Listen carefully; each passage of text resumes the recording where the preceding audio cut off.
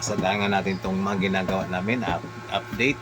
Okay, medyo yan, nasimentohan na yung hagdan. May bagong hagdan na papunta doon.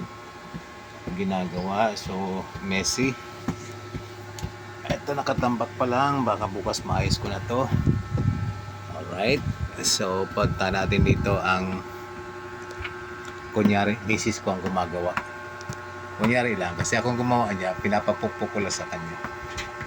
Ako naman ang upo. Video ako muna siya. Para ano, kinakalan, nakarecord dito na peke lang gawa niyan. Pinapagpukpok pinapagpukpok ko na lang yan. Pero akong gumawa niyan. Pagod na ako, kaya ako muna ipahinga muna at ang aking rayuma ay sumusumpong. Kunan nga natin ang video itong paa natin yan. May rayuma yan. Ulitin natin, si Sola ang foreman, tulog, no?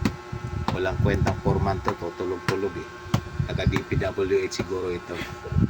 Siguro ito yung kontraktor ng DPWH, mukhang nasuba nung kontraktor. Kaya ayan, tutulog na naman sa pansitan. Yung kanyang trabahador, maawa ng Diyos, masipag naman. So ayan, umiihim-ihim pa. Hinako na naman lahat na kanya ko nung trabaho. Ito yung video. Pero yung video niya, pag pinanood nyo, sipag-sipag niya. Pero pag pinakinggan yung nagsasalita ako, vulgar siya. Vulgar siya. na ako ang gumawa niya, siya pinapagpukpok ko para naman may share naman siya sa gawa. So still gumawa pa din? Gumawa pa rin siya. Gumawa pa. Yan ang aking misis na na masipag, katulong ko sa buhay.